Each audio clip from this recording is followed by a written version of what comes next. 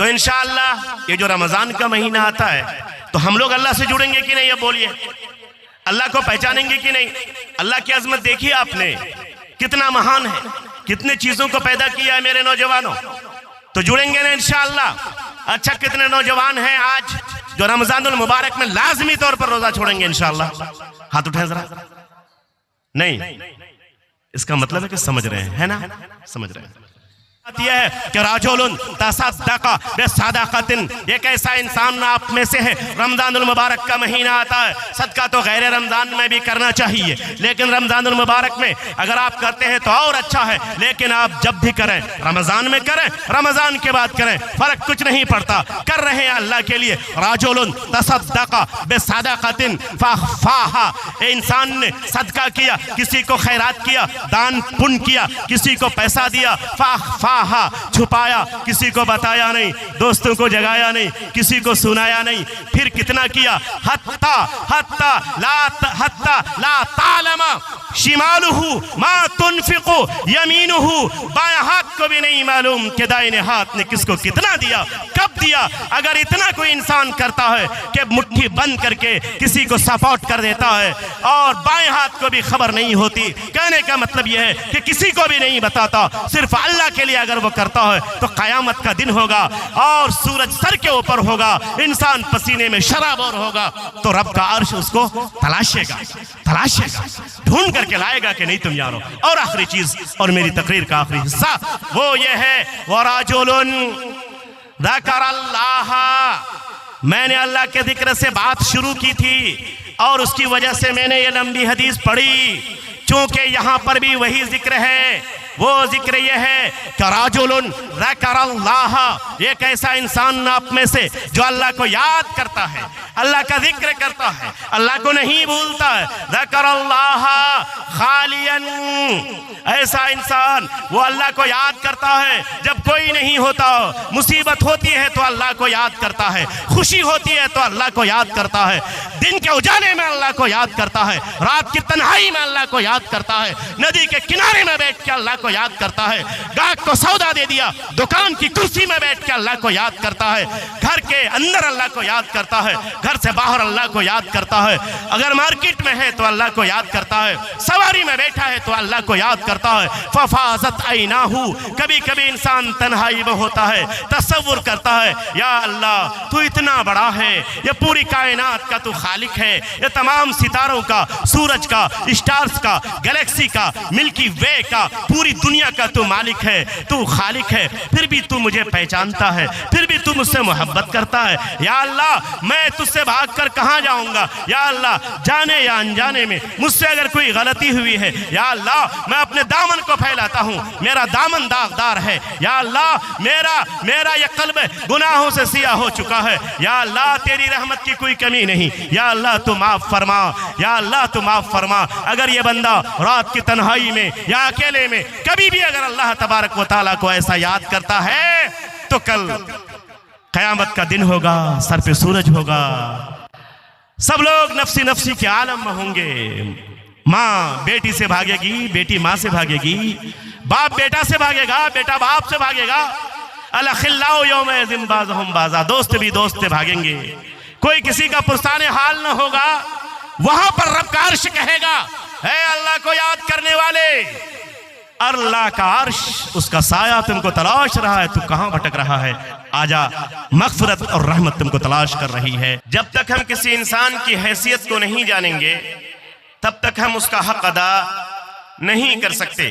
Student अगर अपने director या अपने हेडमास्टर को नहीं पहचान पाए कि हेडमास्टर कौन है, इनकी अहमियत क्या है, तो यकीनन ये स्टूडेंट गलती पर गलती करेंगे, कभी सुधरेंगे नहीं। अगर इलाके के लोग अपने मुक्तदा की और अपने लीडरों की और अपने रहनुमाओं की और अपने उलमा की अगर शनाख्त नहीं कर पाएंगे तो यकीनन ये बहक जाएंगे और बिखर जाएंगे। मेरे भाइयों, इसी तरह से तमाम लोगों पर यह ज़रूरी है कि वो अपने क्रिएटर, अपने खालिक, अपने मालिक, अपने राज़िक, इनको ज़रूर पहचाने। आप तो सोचेंगे कि तनवीर ये कौन सी नई बात कहने जा रहा है, हम में से हर कोई अल्लाह को जानता है,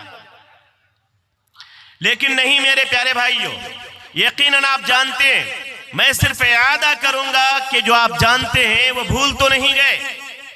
मैं इन्हीं बातों की तरफ आऊंगा और आज कोशिश करूंगा कि दिल खोल कर आपको समझाऊं अपने मुकर्ररा वक्त में। रमजानुल मुबारक का महीना है, हम अल्लाह से करीब होना चाहते हैं। अल्लाह से करीब होना चाहते हैं कि नहीं चाहते हैं? अल्लाह से करीब होना चाहते हैं ना। तो आइए पहले हम अल्लाह को पहचानते हैं। अल्लाह को पहचानने से पहले मैं एक चीज आपको बतलाना चाहता हूं कि अल्लाह का वजूद, अल्लाह की जात कितनी बड़ी है और उनके सामने हमारी हैसियत क्या है। मैं आज आपको कोशिश करूंगा कि आपके दिमाग में इस चीज को मैं उतार दूं कि अल्लाह की हैसियत क्या है, अल्लाह की जात की हैसियत क्या है और हमारी हैसियत क्या है। सुनना चाहते हैं इसको? तो फिर दिल खोल करके सुने और बिल्कुल यहां से खिसके नहीं, मूड बना करके सुने। एक जुमला भी अगर आपसे मिस हो जाएगा तो मामला गड़बड़ हो जाएगा। अल्लाह को अल्लाह समझने के बजाय कुछ और समझ बैठेंगे मेरे भाइयों। वो जो किसी ने कहा है कि अगर नुक्ता खुदा का खा के नीचे डाल दिया जाए तो खुदा खुदा नहीं रहता, जुदा हो जाता है। नहीं समझा? एक नुक्ता अगर खा के ऊपर लिखिए तो खुदा बनता है, खा के नीचे लिखिए तो जुदा हो जाता है। मालूम है कि नहीं उर्दू वालों? है ना? तो खुदा को खुदा रहने दें, जुदा नहीं करेंगे इंशाअल्लाह। अच्छा, खुदा की बात आई तो ये बतला दूं कि लफ्ज खुदा इस्तेमाल करना गुनाह तो नहीं है लेकिन अच्छा भी नहीं है। अल्लाह तबारक व तआला के 100 से ज्यादा नाम है। 99 नाम अगर आप रट लेंगे, याद कर लेंगे तो यकीनन उस पर जन्नत की बिशारत है कि नहीं? लेकिन उन नामों में, इन 99 नामों में या 100 से ज्यादा नामों में भी अल्लाह का जो ये जो लफ्ज खुदा है इसका कहीं इस्तेमाल नहीं किया अल्लाह तबारक व तआला ने। नहीं उनके नबी ने किया, नहीं सहाबा ने किया, नहीं अइम्मा ने किया, ना मुहद्दिसीन ने। किसी ने भी लफ्ज खुदा अल्लाह के लिए इस्तेमाल नहीं किया। तो हम लोगों को चाहिए कि हम भी लफ्ज खुदा से बचें, बल्कि अल्लाह के लिए जो और अल्फाज हैं, जो और नाम हैं, हम उनका इस्तेमाल करेंगे। अल्लाह का नाम जैसे अल्लाह है, अल्लाह का नाम जैसे रऊफ है, अल्लाह का नाम जैसे रहमान है, अल्लाह का नाम जैसे अर रहीम है, अल्लाह का नाम जैसे अल करीम है, अल्लाह का नाम जैसे अल गफूर है, अल्लाह का नाम जैसे अल गफ्फार है, अल्लाह का नाम जैसे सत्तार है, अल्लाह का नाम जैसे अल कादिर है, अल्लाह का नाम बेशुमार नाम है, अल जब्बार है, अल मुमिन है, अल मुहीमिन है, बेशुमार अल्लाह तबारक व तआला के नाम है। लेकिन अफसोस कि मुसलमानों को, 99% मुसलमानों को खुदा का लफ्ज तो बहुत मालूम है मेरे भाइयों, लेकिन अल्लाह के अलावा अल्लाह के जो और नाम है हमें उसकी खबर नहीं है, हमें उसका पता नहीं है, तो हम इस्तेमाल भी नहीं कर पाते। तो मेरे नौजवानों, आज से आप खुदा हाफिज बोलेंगे किसी को कि अल्लाह हाफिज बोलेंगे? बोलिए, जोर से बोलिए, क्या बोलेंगे? इस्लाह यहीं से शुरू, इस तकरीर से अल्लाह के ताल्लुक से इस्लाह शुरू। क्या बोलेंगे? खुदा हाफिज के अल्लाह हाफिज। नौजवानों इधर के अल्लाह हाफिज बोलेंगे इंशाअल्लाह। इंशाअल्लाह जिंदगी भर जब तक हमारी जान में जान बाकी रहेगी, जब तक हमारे इस जिस्म में रूह बाकी रहेगी, हमारे अंदर ईमान सलामत रहेगा, हम अल्लाह ही इस्तेमाल करेंगे या अल्लाह के अलावा वो नाम इस्तेमाल करेंगे जो या तो कुरान करीम के अंदर मौजूद है या जनाब मोहम्मद रसूलुल्लाह सल्लल्लाहु अलैहि वसल्लम ने हमें बतलाया है इंशाअल्लाह। तो ठीक है, तो अल्लाह तबारक व तआला को जानते हुए या उनको जानने के लिए कुछ बुनियादी चीजों को हम जानना चाहेंगे। ये आपका गांव है, क्या है इस गांव का नाम? जोर से बोलिए। दूर हूं, थोड़ा ऊंचा सुनूंगा मैं यहां से।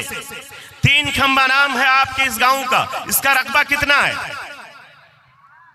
कितना एरिया है इसका? लगभग 1.5 किलोमीटर। माशाअल्लाह। जमीन का रेट क्या है यहां पर? जमीन का रेट क्या है? 3 लाख रुपए कट्ठा की डिसमिल। 3 लाख रुपए कट्ठा। कितनी कीमती जमीन है माशाअल्लाह। जिसके पास अगर 100 कट्ठा जमीन हो वो बतलाओ कितना बड़ा मालदार है।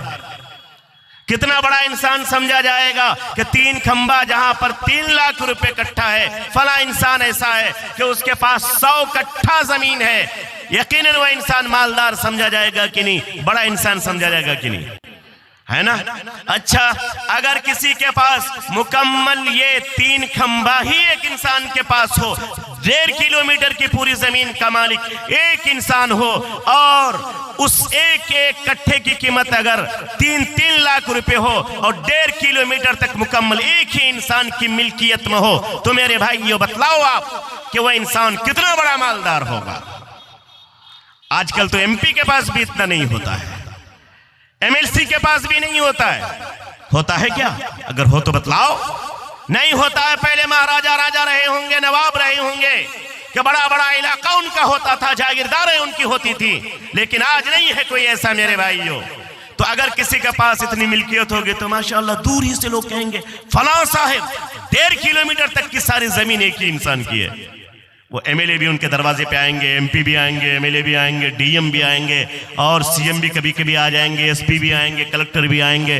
सी और वीडियो की तो कोई बात ही नहीं, मुखिया और मेंबर की तो कोई गिनती ही नहीं। सच बोल रहा हूं कि झूठ? बात बिल्कुल समझ में आ रही है आपकी?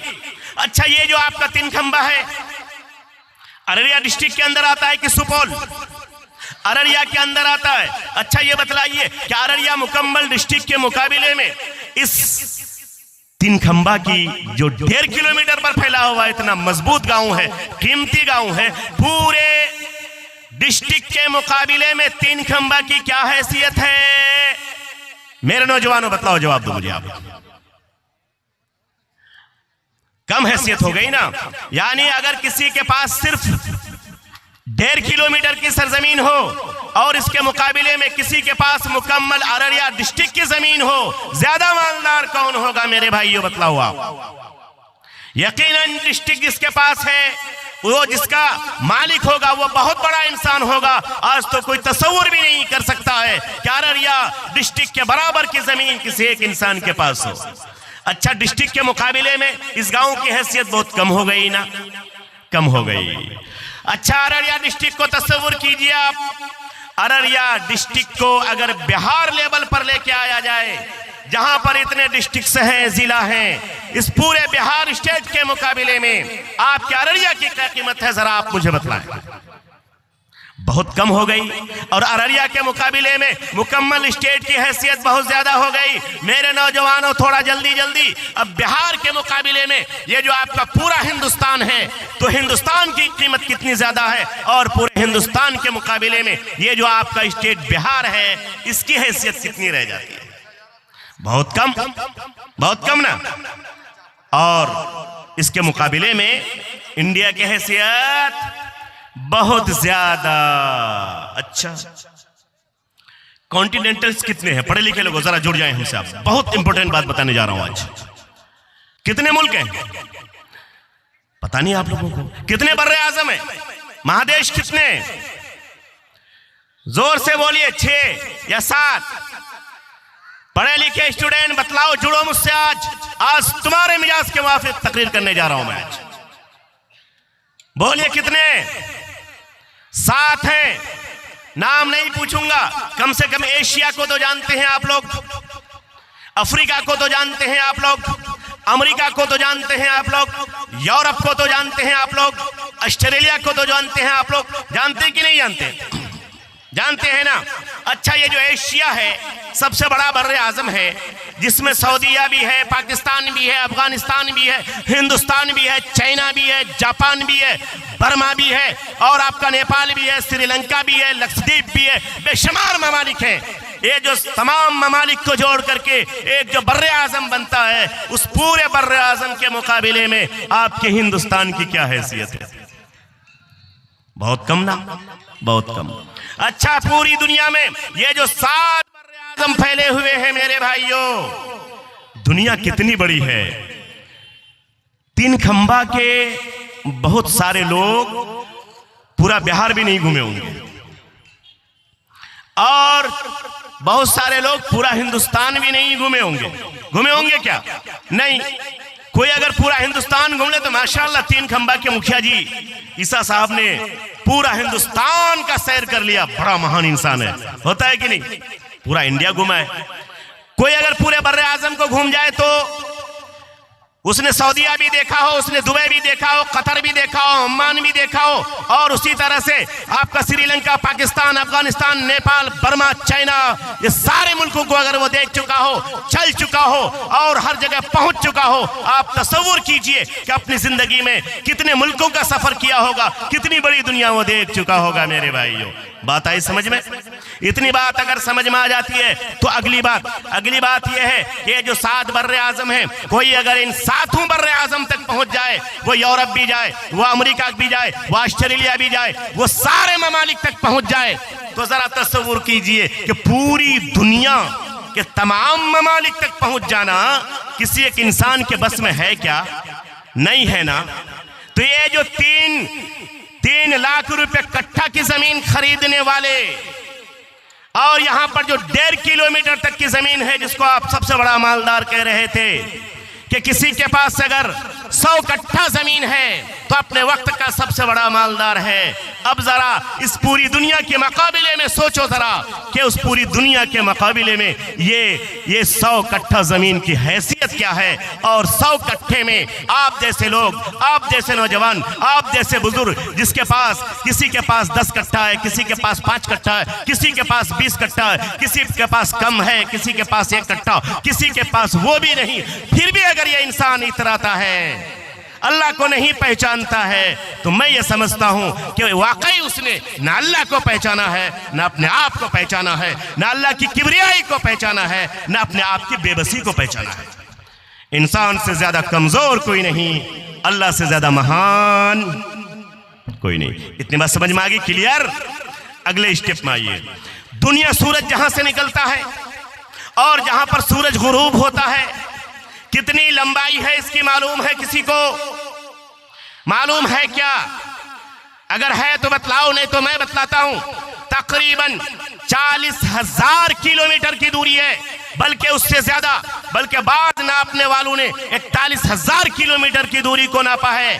पता यह चलो कि जहां से सूरज निकलता है और जहां तक डूबता है, इसकी लंबाई तकरीबन 40,000 से 41,000 किलोमीटर की लंबाई है। अगर आप देखेंगे तो आपके हिंदुस्तान का सबसे पूर्वी किनारा आसाम से और पूरब ले लीजिए, और इधर दिल्ली से भी पश्चिम, और अमृतसर का जो आखिरी किनारा है बहरे अरब के किनारे, वहां तक, या गुजरात का जो किनारा है वहां तक जाइए तो मुश्किल से 2,500 किलोमीटर के आसपास होता है, 3,000 भी नहीं पहुंचता।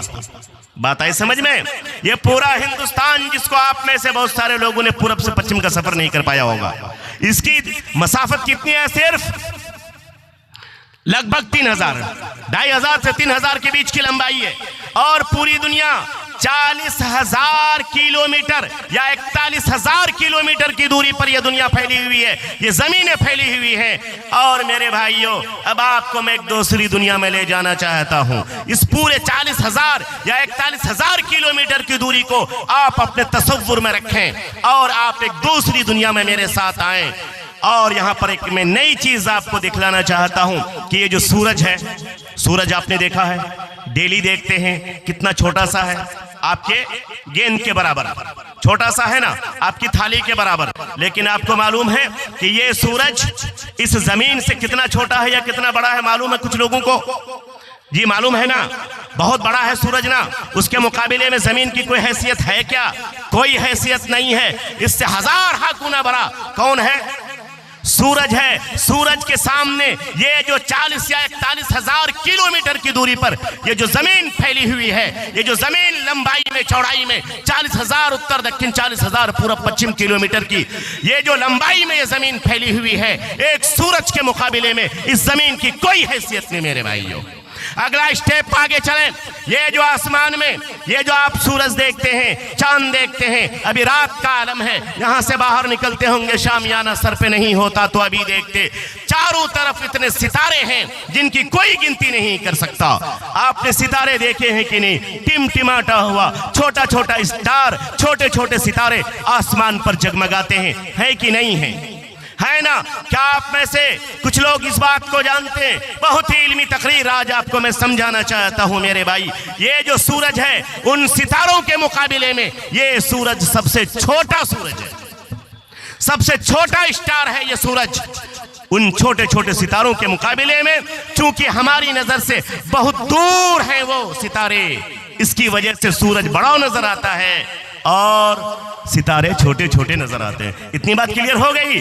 अच्छा, जब इतनी बात क्लियर हो गई तो फिर एक बात और सुनिए कि आसमान में कितने सितारे हैं, कितने स्टार हैं सूरज की तरह। साइंसदानों ने काउंट किया, उसको गिना, गिनने के बाद उसने लिखा, आप अगर गूगल खोलेंगे आपको मिल जाएगा कि तकरीबन 200 से 300 मिलियन स्टार्स मौजूद हैं। 200 से 300 मिलियन सितारे इस आसमान पर मौजूद हैं, एक गैलेक्सी के अंदर मौजूद हैं। ये आपका मोबाइल जिसका नाम गैलेक्सी है, गैलेक्सी का माना क्या होता है मेरे भाइयों? एंड्रॉयड आप चलाते हैं, गैलेक्सी आप चलाते हैं, गैलेक्सी का माना होता है मिल्की वे। मिल्की वे एक ऐसा दूध का धारा, एक ऐसा सफेद रास्ता जिसमें दुनिया भर के तकरीबन 300 मिलियन स्टार, 300 मिलियन सितारे उसमें समा दिए गए हों, उसका नाम गैलेक्सी होता है। एक गैलेक्सी में साइंसदानों ने लिखा है कि तकरीबन 300 मिलियन स्टार्स होते हैं। कितने होते हैं? 300 मिलियन स्टार्स होते हैं एक गैलेक्सी के अंदर। अब उन गैलेक्सी के मुकाबले में इस दुनिया की क्या हैसियत जीरो हो गई ना, और उस गैलेक्सी के मुकाबले में आपके इस हिंदुस्तान की हैसियत जीरो हो गई ना, आपके इस मुल्क की हैसियत, आपके इस स्टेट और 3 खंबा की हैसियत जीरो हो गई ना। अब जरा तसव्वुर करो, साइंसदान आगे लिखते हैं कि ये मिल्की वे जिसमें तकरीबन 300 मिलियन स्टार चमकते हैं, वो इस तरह के एक गैलेक्सी जिसमें 300 मिलियन स्टार्स हैं, इस तरह के इस कायनात के अंदर तकरीबन लेटेस्ट गिनती के मुताबिक 400 बिलियन, वो मिलियन था, मिलियन से ऊपर क्या होता है? बिलियन। 400 बिलियन गैलेक्सी मौजूद है। तस्वीर कीजिए आप, 400 बिलियन गैलेक्सी मौजूद हैं। अब 400 बिलियन गैलेक्सी, हर गैलेक्सी के अंदर 300 मिलियन सितारे, हर सितारे के अंदर न जाने कितने सूरज, हर सूरज के साथ न जाने कितनी जमीनें, और इस जमीन के साथ न जाने कितने ममालिक, और हर मुल्क में न जाने कितने कितने ये सूबे और रियासतें, और इन रियासतों में हमारा एक जिला, हमारे जिले में हमारी पंचायत, हमारी पंचायत में हमारा छोटा सा गांव, गांव में हजारों लोग रहते हैं, उनमें छोटा सा हिस्सा हमारा भी होता है, और हम उस पे इतराते हैं, रब को भूल जाते हैं। थोड़ा और आगे चलें कि तुम्हारा रब कितना बड़ा है। मेरे भाइयों, साइंसदान यहां तक पहुंचते हैं, पहुंचने के बाद कहते हैं ये सारे चल रहे हैं, चल रहे हैं, चल रहे हैं, एक जानिब भागे जा रहे हैं। लेटेस्ट रिपोर्ट के मुताबिक नासा अमेरिका ने इसको नशर किया और इसको लिखा, दुनिया के सामने पेश किया। ये सारे गैलेक्सी जो 400 बिलियन गैलेक्सीज हैं, जिनमें हर गैलेक्सी के अंदर 300 मिलियन स्टार्स हैं, ये सब एक मेगा स्टार की तरफ भागे जा रहे हैं। जब से बने हैं भागे जा रहे हैं। कहां तक पहुंचे हैं अभी तक पता नहीं है, साइंस भी हैरान है। उनका यह कहना है कि जिस दिन ये भागते भागते भागते एंड में पहुंच जाएंगे, इनका टाइम भी खत्म हो जाएगा, इनकी एनर्जी भी खत्म हो जाएगी, उस दिन दुनिया समाप्त हो जाएगी। उसी को हम कयामत कहते हैं कि वाकई ये जमीन, ये आसमान, ये चांद, ये सूरज, ये सितारे सब कुछ दरम बरम हो जाएंगे, सब किसी के परखचे उड़ा दिए जाएंगे, तो कयामत नाजिल हो जाएगी। साइंसदानों ने भी यही कहा कि सारे स्टार अपनी सारी एनर्जी के साथ टाइम और स्पेस के हिसाब से चल रहे हैं। जब उनकी टाइमिंग खत्म हो जाएगी, एनर्जी खत्म हो जाएगी, तो दुनिया समाप्त हो जाएगी। इतनी बात क्लियर हो गई। जब इतनी बात क्लियर हो गई तो साइंसदानों ने एक जुमला लिखा। अमेरिका के साइंसदानों ने, यूरोप वालों ने नहीं लिखा, फ्रांस के लोगों ने नहीं लिखा, इसराइल कमबख्ती का मारा वो तो लिख ही नहीं सकता, वो नहीं लिख सकता। अमेरिका के साइंसदानों ने एक जुमला लिखा। मैं चाहता हूं कि आप अपने मोबाइल में तलाश करें उस जुमले को, अभी तलाश करें, वरने तो घर जाकर जरूर तलाश करें। वो जुमला यह है कि उनकी जो करेंसी है, करेंसी समझते हैं आप लोग ना, नेपाल का नोट, इंडिया का नोट। ये जो नोट है इसको करेंसी बोलते हैं ना, करेंसी बोलते हैं, रुपए। ये जो करेंसी है, अगर किसी के पास मोबाइल है जो यूज नहीं कर रहे हैं तो वो अपने मोबाइल को निकालें, लिखें आप उसमें अभी अमेरिकन डॉलर लिखें, जरूर लिखें, अमेरिकन डॉलर लिखें, तलाश करें, उसमें डॉलर आएगा 1 2 3 4 5, और उसकी करेंसी बहुत हाई होती है। तो जो सबसे आखिरी जो करेंसी है वो $100 ही होती है। हमारे यहाँ जैसे 2000 का नोट चला था, 1000 का चला था, 500 का चला था, तो अमेरिका की करेंसी इतनी हाई है कि वो 100 से ऊपर उनका नोट पहुंचा ही नहीं है ना। तो 100 तक ही है। तो 1 2 3 5 10 20 50 100 इतनी करेंसियां उनके पास है। कोई भी करेंसी आप निकालेंगे तो करेंसी का 2 रुख होता है, हेड और टेल। मालूम है कि नहीं नौजवानों, मैं तुम्हारी जबान बोल रहा हूं, हेड और टेल। करेंसी के 2 रुख होते हैं, हेड और टेल। आप करेंसी को लिखें, अभी लिखें या बाद में जाकर के आप तलाश करें। जब अमेरिकन करेंसी को आप तलाश करेंगे तो उसमें एक जुमला इंग्लिश में लिखा हुआ होगा, उस करेंसी के ऊपर लिखा हुआ है, इन गॉड वी ट्रस्ट। क्या लिखा हुआ? In God we trust. हम अल्लाह पर यकीन रखते हैं। ये अमेरिका के सारे साइंसदानों ने लिखा और हुकूमत को मजबूर किया कि हमने दुनिया के लोगों को बहुत गुमराह किया है। साइंस के नाम पर, टेक्नोलॉजी के नाम पर, तरक्की के नाम पर दुनिया को पैसे दे करके, दौलत का अंबार लगा करके, सहूलियात दे करके हमने इनको रॉकेट दे दिया, हवाई जहाज दे दिया, हेलीकॉप्टर दे दिया, बुलेट ट्रेन दे दिया, चलने फिरने की, खाने पीने की, रहने की सारी चीजें दे दी। लेकिन उसके साथ साथ हमने एक लंबी मुद्दत में लोगों को इतना गुमराह किया, इतना गुमराह किया कि लोग साइंस के चक्कर में और दिगर चीजों के चक्कर में अपने रब को भुला डाला है। ऐ लोगों, कान खोल करके सुन लो, अगर अपनी आने वाली नस्लों को इस सच्चाई को नहीं पहुंचाओगे, नहीं बचाओगे, तो वो दिन दूर नहीं है कि दुनिया में इनकलाब हो जाएगा और दुनिया साइंस की मुखालिफत करने लगेगी। इसकी मुखालिफत करने में वो कसर नहीं छोड़ेगी। नतीजा ये हुआ, सारे साइंसदान मुत्तफिक हुए और हुकूमत को मजबूर किया कि लिखिए आप अपने करेंसी पर, चूंकि करेंसी वो चीज होती है जिससे अमीर को भी उसकी जरूरत पड़ती है, गरीब को भी जरूरत पड़ती है, बूढ़े बच्चे, नौजवान, मर्द औरत, मौलाना, मास्टर, इंजीनियर, डॉक्टर, सारे लोगों को करेंसी की जरूरत पड़ती है। मुमकिन है क्या और चीजों का इनकार कर दे, उस तक नहीं पहुंचे, लेकिन ये करेंसी तक जरूर पहुंचेगा। ये रुपया, ये करेंसी, ये डॉलर उसके हाथ में जरूर आएगा। तो कभी न कभी उनकी निगाह इस लफ्ज पर जरूर पड़ेगी कि इन गॉड वी ट्रस्ट। ऐ लोगों, 1000 बुराइयों के बावजूद आज हम एतराफ करते हैं, अमेरिका के तमाम साइंटिस्ट, कि अल्लाह को माने बगैर कोई चारा नहीं है। यह और बात है कि उनका ईमान मुकम्मल नहीं, उनका ईमान सही नहीं, खुदा को मानने का तस्वुर सही नहीं, अल्लाह को मानने का जो नजरिया है वो सही नहीं है। प्यारे नबी जनाब मोहम्मद रसूलुल्लाह सल्लल्लाहु अलैहि वसल्लम पर ईमान लाए बगैर आज कोई भी अगर अल्लाह तबारक व तआला पर ईमान लाना चाहता है, उसका ईमान कबूल नहीं किया जाएगा। अल्लाह तबारक व तआला क्या कहा?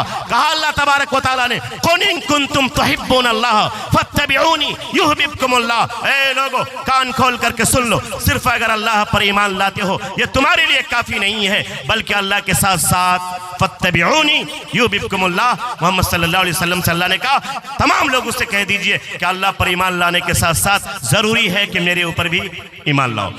लेकिन वो मुसलमान तो नहीं हुए, ईमान उनका नाफे तो नहीं है, लेकिन कम से कम दुनिया के लोगों को यह बताया कि सिर्फ साइंस पर चलना काफी नहीं होगा, बल्कि उनके साथ साथ अल्लाह को पहचानना होगा, अल्लाह को मानना होगा।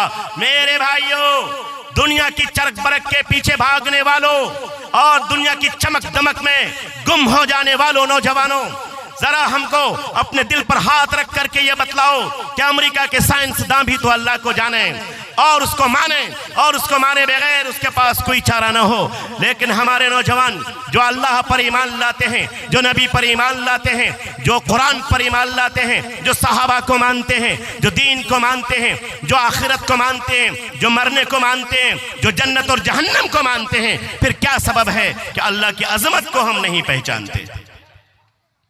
इतनी बात अगर क्लियर हो गई तो एक अगली बात बतलाता हूं मैं आपको। अब ये पूरी दुनिया, पूरे गैलेक्सीज, पूरे स्टार्स, पूरे मिल्की वेज और पूरे मेगा, इन सारे चीजों को अगर मिला दिया जाए तो इसका मालिक, इसका खालिक कौन है? अब तो बोल दीजिए कौन है? अल्लाह तबारक व ताला है। तो अल्लाह तबारक व ताला के सामने इस दुनिया की क्या हैसियत है मेरे भाई? कोई हैसियत है क्या? नहीं है ना, कोई हैसियत नहीं है।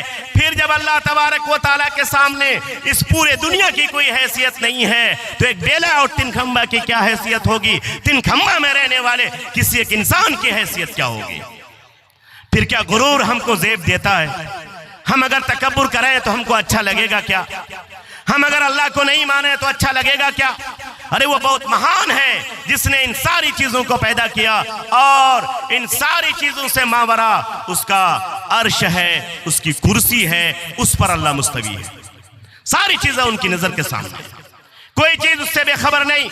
और ये सारी दुनिया जिनको हमने सब कुछ समझ रखा है और इस दुनिया के चक्कर में हम जो अल्लाह को भुला देते हैं, मेरे भाइयों, अल्लाह तबारक व तआला ने इस दुनिया की हैसियत मक्खी के पर के बराबर भी नहीं रखी है।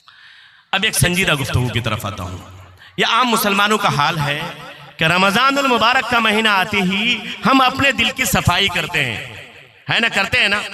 और फिर रमजान के गुजरते ही हम मस्जिद से भाग जाते हैं, इबादत से भाग जाते हैं, नौजवान खास तौर पर। अब संजीदा गुफ्तगू की तरफ आप लोग आए, ऐसा करते हैं ना? लेकिन इंशाअल्लाह आज मुझे यकीन है कि आज के बाद जरूर तब्दीली होगी। इंशाअल्लाह होगी ना? नहीं होगी तो बैठने से कोई फायदा नहीं। मैं लंबी तकरीर भी नहीं करूंगा। अगर तब्दीली की नीयत है तो मैं जरूर ये खास तकरीर आज आपके सामने करना चाहता हूं। अल्लाह की अजमत का अंदाजा हुआ आपको? उस अल्लाह को सामने रखिए और यहां से अब मेरी बातों को सुनिए। अल्लाह तबारक व तआला बहुत पसंद करता है कि उनको याद किया जाए। क्या किया जाए? याद किया जाए। आपको ताज्जुब होगा कि ये जो नमाज हम पढ़ते हैं ना, नमाज, इसको भी अल्लाह तबारक व तआला ने याद से ताबीर किया है। क्या किया है? याद से ताबीर किया है, जिक्र से ताबीर किया है। अकीमुस्सलात अला ज़िक्री, किसने कहा? अल्लाह तबारक व तआला ने। अकीमुस्सलात अला ज़िक्री, तुम नमाज कायम करो मुझे याद करने के लिए, मेरे जिक्र के लिए। क्यों? जब तुम नमाज पढ़ना छोड़ दोगे, मुझे याद करना भूल जाओगे, तो मेरे महानता को भी भूल जाओगे। जिस दिन तुम मेरी अजमत को भूल जाओगे, फिर तुम्हारे कदम डगमगाने में ताखीर नहीं होगी। जब तुम ये मानोगे कि अल्लाह महान है, अल्लाह के सामने सारी चीजें हैं, कोई हैसियत नहीं है इस दुनिया की, तो मेरी क्या हैसियत होगी? तो जब जब तुम अल्लाह के सामने जाओगे, अक़ीमुस्सलात अला ज़िक्री, जब नमाज पढ़ना सिर्फ एक रूटीन नहीं होगा, बल्कि नमाज का तसव्वुर और उसकी अजमत आपके दिल में होगी कि जब जब भी हम नमाज पढ़ने जाते हैं तो हम अल्लाह से करीब होते हैं, उनके रूबरू होते हैं, उनसे गुफ्तगू करते हैं, उनको याद करते हैं, ताकि हमारी जिंदगी सेफ रहे, अल्लाह की अजमत सेफ रहे और हमारा ईमान सलामत रहे। अगर इस तसव्वुर से आप नमाज पढ़ते हैं तब तो इस आयत करीमा की मुकम्मल ताबीर और तशरीह होगी कि अक़ीमुस्सलात अला ज़िक्री, हम नमाज पढ़ते हैं अल्लाह तबारक व तआला को याद करने के लिए। इतनी बात आ गई समझ में?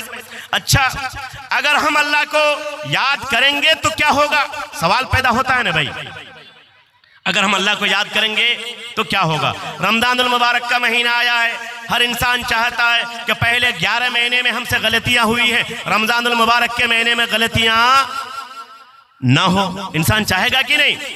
तो अल्लाह तबारक व तआला को बेहद पसंद है कि मेरा कोई बंदा अगर उसका पैर फिसल जाए, अगर उसकी जबान फिसल जाए, अगर उसकी आंख फिसल जाए, अगर उससे गलती सरजद हो जाए, अगर वो किसी गुनाह का मुर्तकिब हो जाए, अगर अगर अगर अगर मिला दीजिए सारी चीजों को, मुमकिन है कि कभी उससे नमाज भी छूट गई हो, मुमकिन है कि पिछले किसी रमजान में रोजा भी छूट गया हो, मुमकिन है कि माँ जिंदा है उसकी नाफरमानी कर बैठा हो, मुमकिन है कि बाप जिंदा है, बाप के सामने तल्ख कलामी कर चुका है, मुमकिन है कि उसके घर में और बड़े लोग हैं, उसको गालियां दिया हुआ है, मुमकिन है कि एक भाई है अपने भाई के खिलाफ अपने सीने में बुग़्ज़ को रखा है, अदावत को रखा है, दुश्मनी को रखा है, मुमकिन है कभी किसी की चुगलखोरी की है, मुमकिन है कभी किसी की गीबत की है, ये सारी बुराइयां, मुमकिन है कि किसी ने चोरी की है, किसी ने शराब पी है, किसी ने ज़िना के करीब अपने आप को किया है,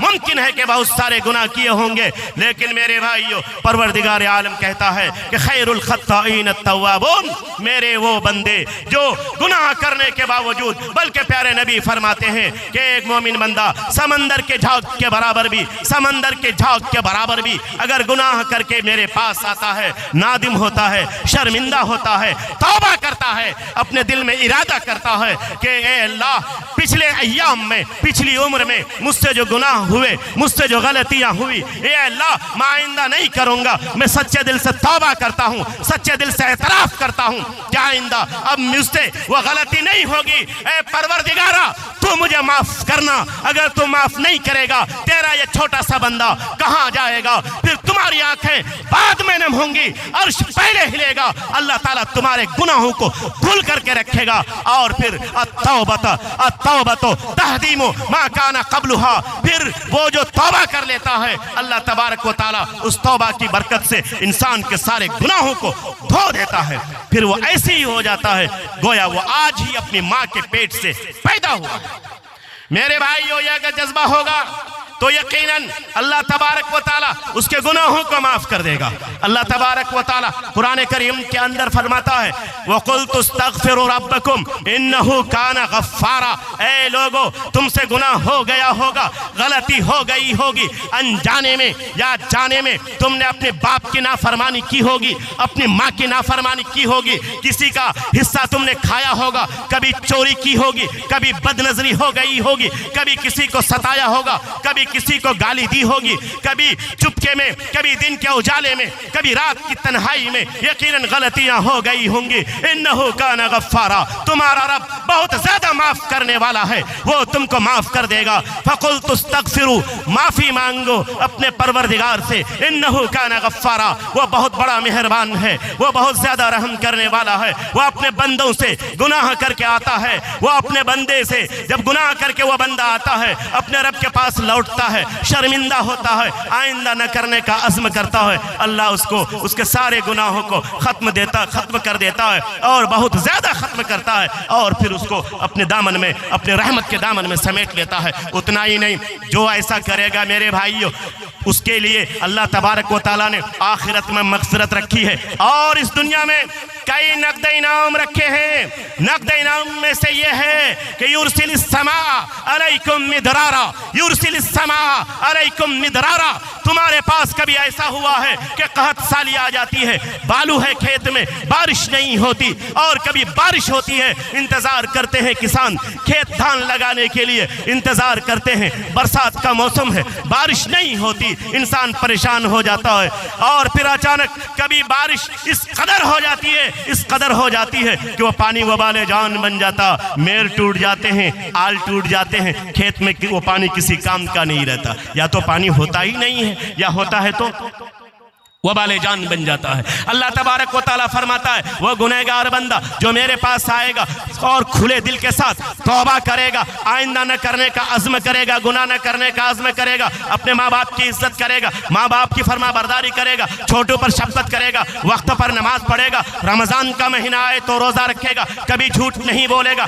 ज़िना के करीब नहीं जाएगा, किसी की ग़ीबत नहीं करेगा, किसी की चुगलखोरी नहीं करेगा, तो अल्लाह तबारक व तआला क्या करेगा, उसके गुनाहों को माफ़ तो करेगा ही, युरसिलिस समा अलैकुम मिदरारा, तो इस ज़मीन पर इस कदर पानी उसको देगा, इस कदर बारिश बरसाएगा कि वो सैराब हो जाए, बेहतरीन अंदाज में खेत को सैराब करे और अपनी खेती करे और वहां से तरक्की करे। यह पहला नक़द इनाम इस दुनिया में मिलने वाला है तौबा करने वालों को और अल्लाह का जिक्र करने वालों को।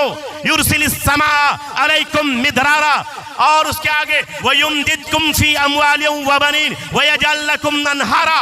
और अगर आप तौबा करेंगे, गुनाहों से बाज आएंगे, अल्लाह का जिक्र करेंगे, अल्लाह को याद करेंगे, तो मेरे भाइयों युमदिदकुम, अल्लाह ताला तुम्हारी औलाद में बरकत अता फरमाएगा। बल्कि अगर बेटा नहीं है तो बेटा देगा, बेटी नहीं है तो बेटी देगा, बेटा बेटी कुछ नहीं है, औलाद ही नहीं है, तौबा करके आओ अल्लाह की तरफ। अल्लाह हर चीज पर कादिर है। तुम ये एतमाद रखो, कोशिश करो, दवाएं करो और अल्लाह पर एतमाद रखो। तुमको बेपनाह अल्लाह तबारक व तआला औलाद अता करेगा। और क्या करेगा?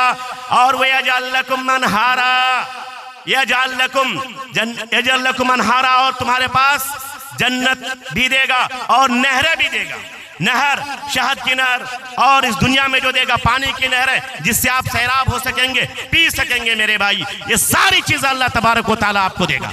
ये नगद इनाम है, ये नगद इनाम है मेरे भाइयों। इस ज़िम्न में दिल चाहता है कि आज एक छोटा सा वाक़या आपको बतलाऊं, लेकिन उससे पहले मैं आपको ये बतलाना चाहता हूं कि अगर आप अल्लाह को याद नहीं करेंगे, अल्लाह का जिक्र नहीं करेंगे, तो आपको क्या किया जाएगा? वमन आरदा अन ज़िक्री, जो इंसान, जो बंदा, जो मुसलमान, जो भी इंसान आरदा अन ज़िक्री, मेरे जिक्र से एराज करेगा, मुझे याद नहीं करेगा, मेरे पास लौट के नहीं आएगा, तो क्या होगा मेरे भाइयों?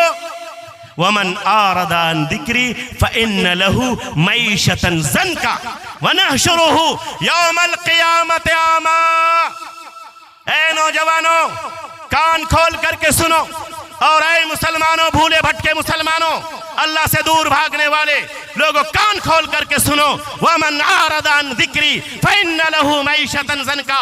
रब कहता है जो मेरे जिक्र से एराज करेगा, जो मेरी बातों को नहीं मानेगा, जो मेरे पास नहीं आएगा, हम उसकी हयात को, हम उसकी मईशत को, हम उनकी जिंदगी को, हम उनके इकोनॉमिक को, हम उनके अर्थव्यवस्था को डैमेज कर देंगे, तंग कर देंगे, बदहाल कर देंगे। फ़इन्न लहू मईशतन ज़न्का वनहशुरुहु यौमल क़ियामत आमा।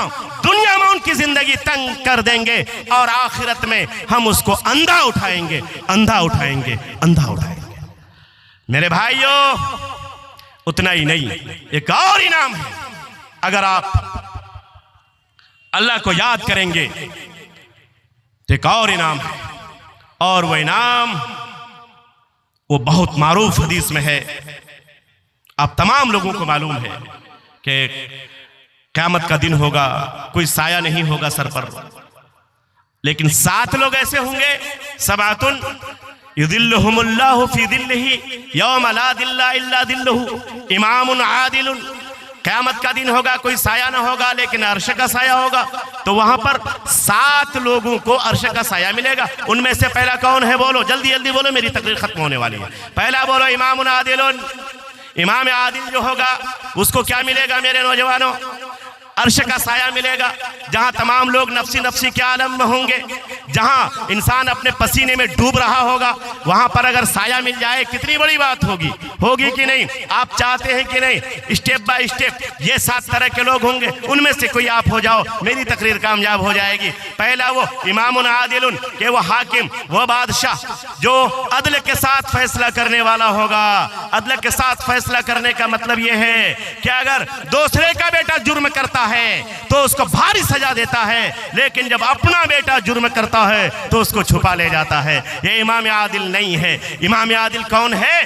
जो दूसरे के बेटा को जो सजा देता है, अपना बेटा भी अगर उसी जुर्म में गिरफ्तार है तो उसको भी उतनी ही सजा देता है मेरे भाइयों। ये इमाम आदिल है। कोई अगर मोमिन बंदा इमाम आदिल है, और इमाम आदिल आज तो बादशाह मिलने वाला नहीं, तो हमारे यहाँ ये सुनते जाइए, जो लोग फैसला करने वाले हैं, जिस तरह से समिति हो गया, मुखिया हो गया, एमएलए हो गया, एमपी हो गया, जज हो गए, कलेक्टर हो गए, इस तरह से जो लोग फैसला करते हैं वो भी इसी ज़िम्न में आएंगे। अगर आपने किसी का फैसला गलत किया है तो तो यकीनन अल्लाह ताला आपका दामन पकड़ेगा, तार तार करके रख देगा क़यामत के दिन में, और आप पसीने में इस कदर डूबेंगे जिसकी कोई इंतहा नहीं होगी। लेकिन अगर दो इंसानों का भी फैसला अगर आपको करने के लिए दिया गया है, रब्बे काबा की कसम, आपने बेटा को बेटा की नजर से नहीं देखा, आपने दुश्मन के बेटे को दुश्मन की बेटे की नजर से नहीं देखा, आपने बराबर देखा है, तो आप भी उसी जुमरे में जरूर आएंगे। और कल क़यामत का दिन होगा,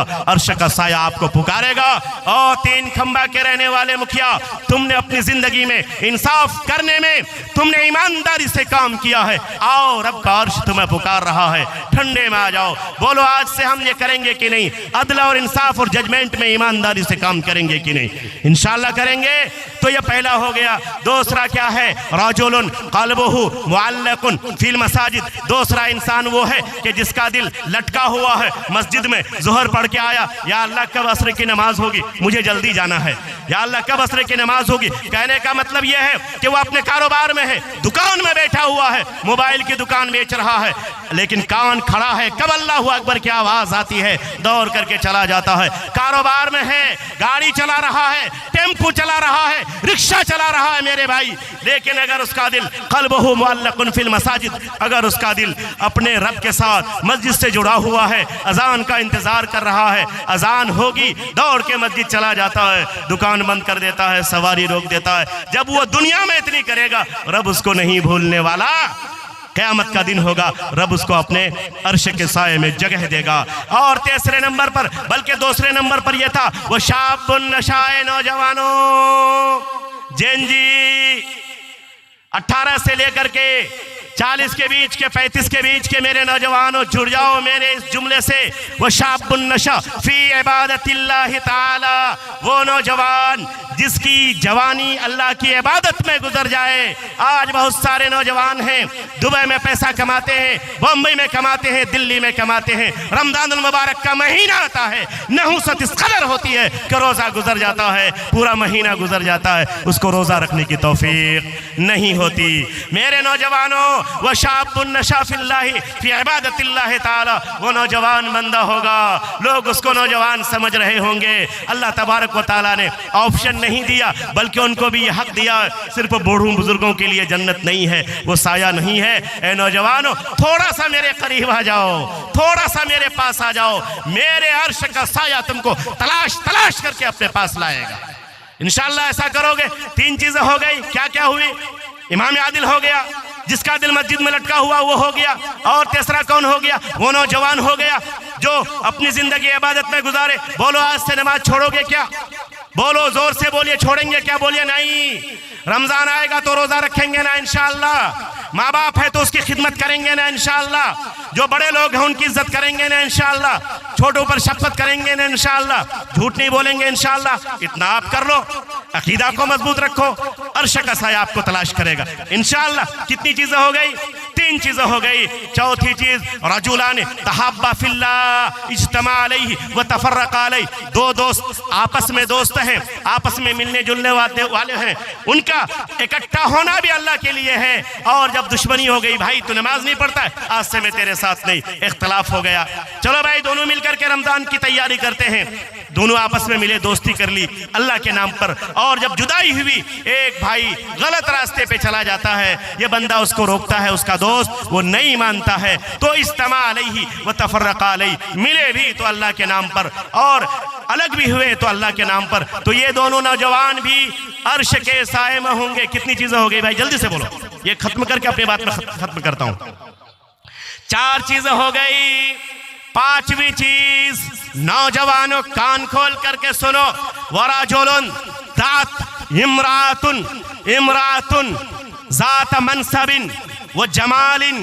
तुम नौजवान हो, नौजवानी का बड़ा डंका है, खूबरू इंसान हो, खूबसूरत इंसान हो, पर्सनालिटी अच्छी है, अपाची पे चलते हो, बेहतरीन गाड़ी फॉर्च्यूनर तुम्हारे पास है, लेकिन तुमसे भी तुम्हारे मोहल्ले में, तुम्हारे गांव में, तुम्हारे समाज में, तुम्हारे इलाके में एक ऐसी लड़की है जो तुमसे ज्यादा खूबसूरत है, तुमसे ज्यादा मालदार है, तुमसे ज्यादा ओहदे पर है, और वो तुमको ऑफर करती है, तुमको लिफ्ट देती है, तुमको अपने पास बुलाती है, तुमको मैसेज करती है, तुमको कॉल करती है।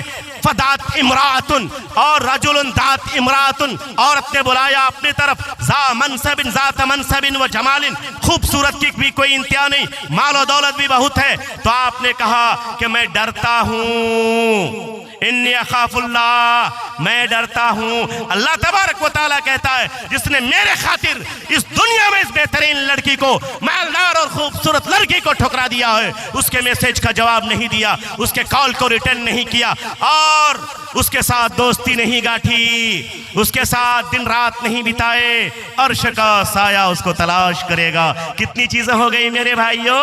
5 चीजें हो गई। छठे नंबर पर आइए और आखिरी तरफ मैं अब आ गया। आखिरी बात, बल्कि छठे नंबर की बात, अल्लाह तबारक व तआला से दुआ है कि अल्लाह तबारक व तआला हम तमाम लोगों को वाकई अल्लाह की अजमत को जानने और उसको पहचानने की तौफीक अता फरमाई। आज अगर और मैं तकरीर करता तो कुछ और बातें बोलता, इंशाअल्लाह कुछ बातें रहने दीजिए, आइंदा फिर आऊंगा, फिर बताऊंगा। और आइंदा मैं बताऊंगा आपको कि आयतुल कुर्सी, अल्लाह ला इलाहा इल्ला, उसमें किस कदर अल्लाह की अजमत है और किस कदर साइंस छुपा हुआ है, तौहीद भी किस कदर है, अजमत भी किस कदर है, साइंस भी किस कदर है। इन तीनों को आइंदा साल के लिए बाकी अल्लाह ताला हम तमाम लोगों को कहने सुनने की तौफीक अता फरमाए। अस्सलामु अलैकुम व रहमतुल्लाहि व बरकातुहू।